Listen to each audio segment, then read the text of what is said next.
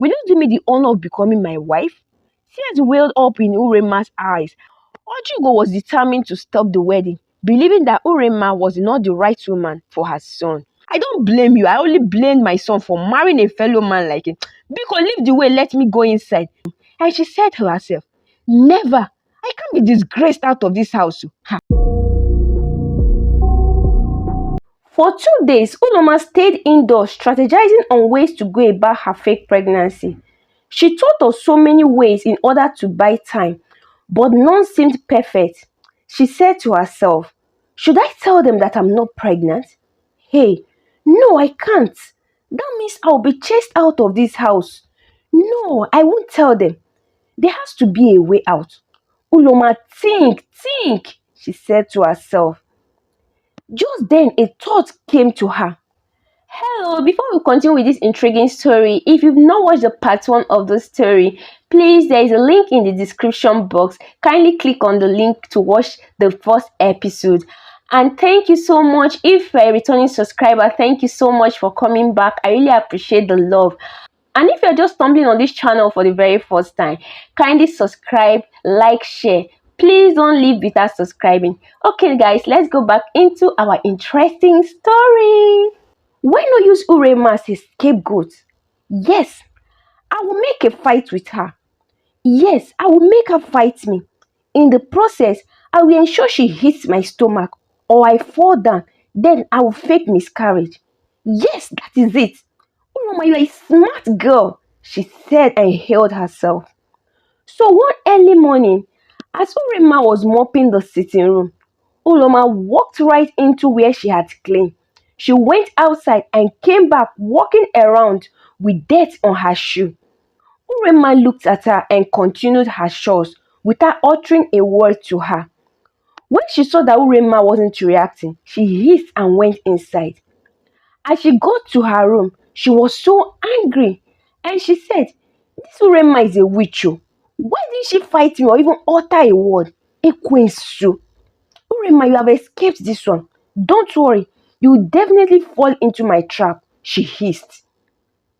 One evening, Uloma walked into Azuka, who was having his dinner. Then immediately she thought to herself and said, I can actually make him do the job, I can actually make him to hit me. Then she went straight to him and said, Azuka, I need money. Then Azuka looked at her and said, how much do you need? Uloma answered, I need 400,000. I want to use it to buy a wrapper for the forthcoming festival. Azuka said, what? 400,000 what? For wrappers? Are you the Igwe's wife? Please, I don't have that kind of money to waste. Then Uloma started shouting. She said, you must give me that money. Oh. If it's Urema now, won't you give her? Then Azuka answered her saying, Urema, my wife, is not wasteful. Uloma then said, so you are saying that I'm wasteful, Abi? You are not even ashamed to compare me with that barren woman. These words pierced Azuka's heart, and he said, don't ever insult or call my wife names again. Uloma said, if I do, what will you do? Beat me, Abi? Come and beat me now. Then she carried the plate of soup Azuka was eating from. She poured it on his head. Just then, his mother walked in. And the next thing, Uloma faked a cry. And she started crying. She said, Mama, he's shouting at me because of Urema. He's shouting at me because of Urema. Ojugo warned Azuka never to ever do that again. She said, don't you know she's pregnant? So if I had not walked in now, you would have hit her, Abi. Azuka just stood speechless. Then Ojugo took Uloma to her room. When Uloma got to her room, she was so angry. She said, Mama shouldn't have walked in now. He was almost close to hitting me. He was so close to hitting me. This woman ruined my plan, she said angrily. Weeks later, Urema got back from the market, carrying a basket of tomatoes on her head. As she made her way into the house, Uloma sat at the door. She spread her legs, preventing Urema from entry. Then Urema politely asked her to leave her way, but she ignored her. Next, Urema decided to turn back and sit outside, until when she decides to leave the door. As Urema turned, Uloma pushed her and she fell down. Uloma was so happy because she knew that Urema must definitely react this time. But to her greatest shock, Urema got up, picked her tomatoes and left. One day, Uloma and Ojugo were discussing in the bedroom. Uloma was already getting tired of Mama's gist because it was boring to her. So she had to come up with a plan to make her leave the room. Then suddenly she screamed, faking a pain in her abdomen. Then Mama asked, "What is it, Uloma?" Uloma said, pain, pain, no, pain in my lower abdomen. Out of concern, Ojugo, who was scared, asked her to lie down so that she could check her. But instead, Uloma snapped and screamed at her, saying, "Mama, what is it? What do you want to check? Are you a doctor? If I want to do some checkup, don't I know my way to the hospital? Please excuse me, I need to rest, Mama." Ojugo was so disappointed by Uloma's response. She was only trying to help her. Then she yelled back at her and said, "Uloma, which hospital are you even talking about? Uloma, if I'm not mistaken, this should be your 3rd month of pregnancy. Have you ever visited the hospital since you took him? Please, when are you even starting antenatal?" Uloma fired back at her and said, "Mama, I will soon start. Can you not leave me alone?" But Ojugo wasn't done with her. She said, "Uloma, how soon? Uloma, you're not even showing signs of pregnancy. All you do is go about looking for trouble. In fact, I would love to visit you to the hospital next week. We have to register for this antenatal together." With these final words, Ojugo left her room. As she left the room, Uloma panicked. She knew that it wouldn't be long before she would be caught. She had to think and she had to act very fast, she said to herself.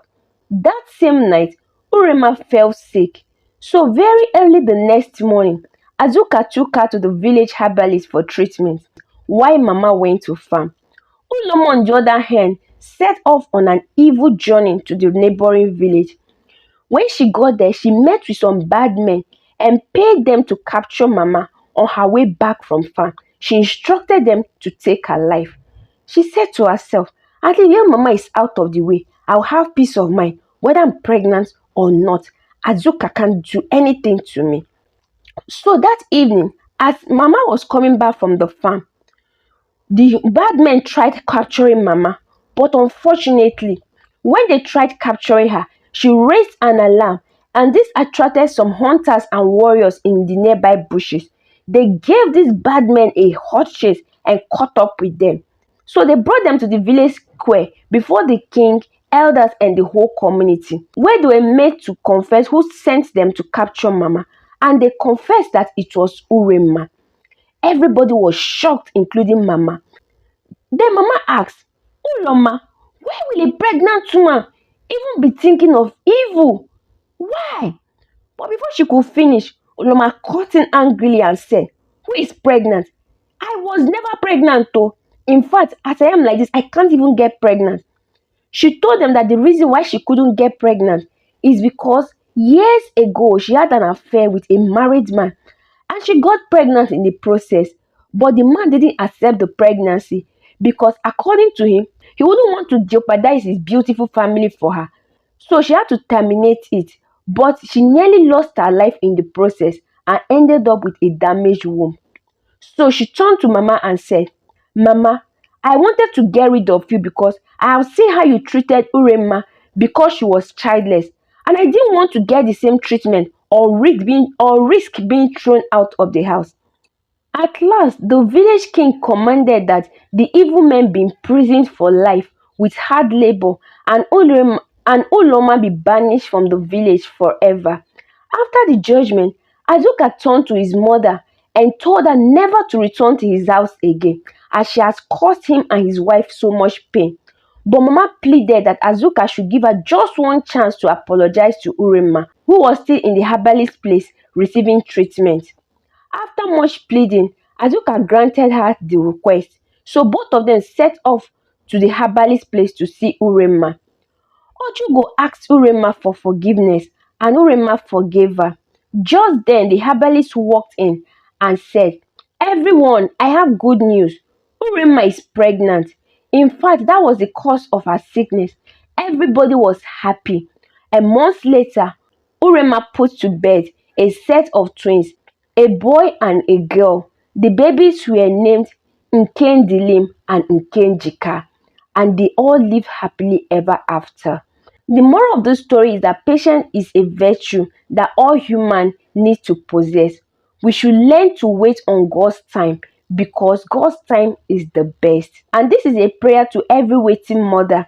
I pray that every woman praying to have a child will definitely carry their bundle of joy very soon. Hello bestie, thank you so much for watching and I hope you enjoyed the story. Please, if you've not subscribed to this channel, please kindly help this little channel of mine to grow by subscribing. And please don't forget to comment, don't forget to like, don't forget to share this story. And until our next story, bye bye.